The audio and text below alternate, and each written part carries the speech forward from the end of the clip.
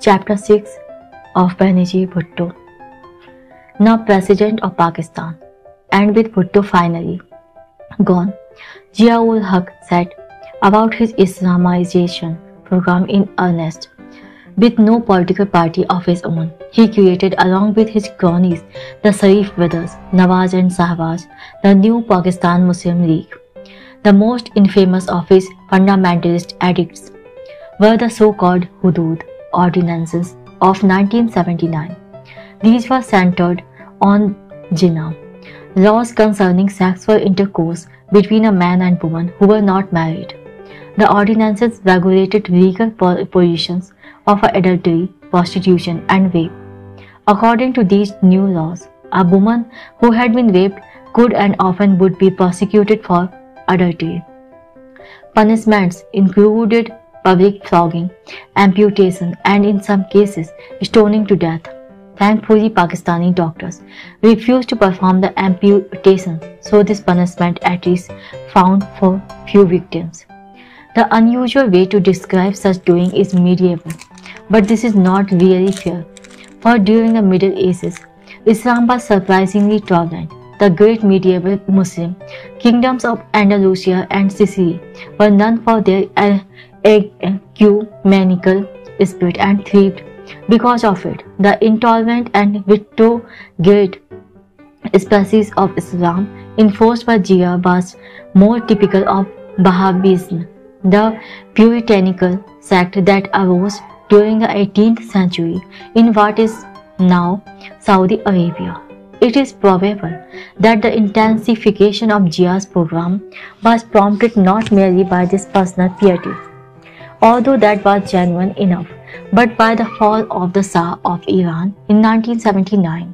The Shah, a westernized secularist like Bhutto, had failed to understand the force of religious fervor in Iranian life, and he had paid the price. Jia was not going to give the Pakistani zealots an opportunity to call their leader an infidel. General Zia-ul-Haq, the Uriah Heep of Pakistani politics, devoid of charisma or apparent brilliance, turned out to be far more adept than the glittering Zulfikar Ali Bhutto at manipulating international opinion and coaxing the Americans to open their coffers. The many people who had accepted his humility at face value might have remembered that in fact he was no dummy. Having received a BA in economics with the highest marks in his college at the University of Delhi, granted an enormous gift fell into his lap, the Soviet invasion of Afghanistan in 1979. But he was to prove masterful at maximizing his benefits. Jimmy Carter, appalled by the human rights violations of Jia's Islamization measures and deeply concerned about the Pakistani nuclear program, had cut back the military aid that had been flowing from America to Pakistan for so long, and forces within the US Senate had been attempting to rein in Pakistani nuclear ambitions with laws that would link it to compliance with international regulations. The 1976 Symington Amendments into the 1961 Foreign Assistance Act banned economic and military assistance to countries that did not comply with International Atomic Energy Agency regulations and inspections. A further amendment, sponsored in 1977 by John Grain, laid out sanctions against countries buying or selling nuclear reprocessing technology. Citing this legislation, Carter announced that there would be no further aid to Pakistan. The execution of Zulfikar Ali Bhutto and the imprisonment of his wife and daughter made the American president even more reluctant to subsidize the military dictator. But even before the Soviet invasion, Jia had begun playing on the susceptibilities of anti-communist hardliners in the Pentagon, trying to interest them in the Muslim jihad against godless communists and their Soviet sponsors in Afghanistan. And the anti-communist line once again proved ultimately persuasive. as Hussain Haqqani, a one-time prime Pakistani ambassador to United States, point out for years the conventional narrative about the war in Afghanistan has revolved around the Soviet invasion in December 1979. But Carter signed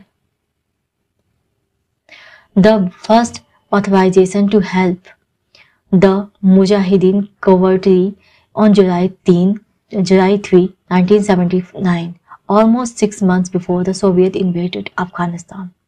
The actual invasion, which took place 5 months later, made it very difficult for the Carter administration to justify blocking military aid to Pakistan on the grounds of its nuclear ambitions. Pakistan was now a frontline country, as Zia reminded the Americans at every opportunity in the holy war against communism. Afghanistan, with a little American backing, would become the Soviet Vietnam. No nuclear worries were put on the back burner in Washington, and Carter made an offer to Pakistan's military dictator $400 million in economic and military aid to be delivered over 2 years. Zia dismissed this as peanuts, surely a calculated insult to Carter, the former peanut farmer.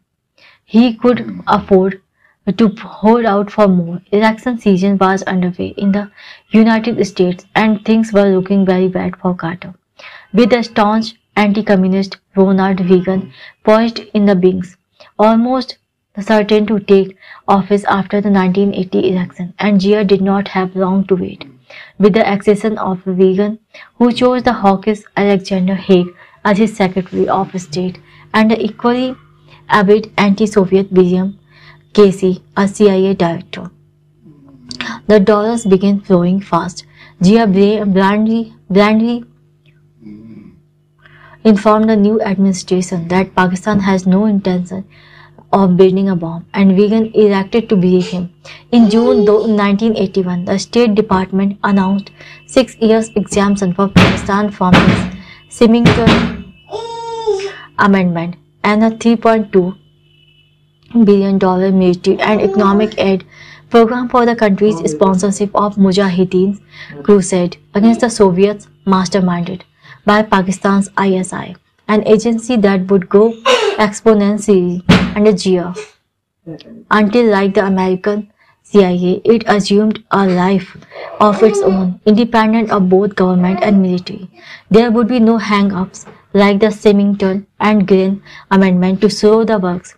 Zia sweetened the deal for the Americans by dangling before them the prospect of American military bases in Pakistan. Anti-Soviet hardliners in the United States painted the conflict in Afghanistan in the simplistic colors of a John Wayne cowboy and Indians movie, The Plucky Mujahideen pitted against the Soviet behemoth. Still, there were those who objected to Zia's human rights record, his execution of his predecessor. Thank you very much for listening.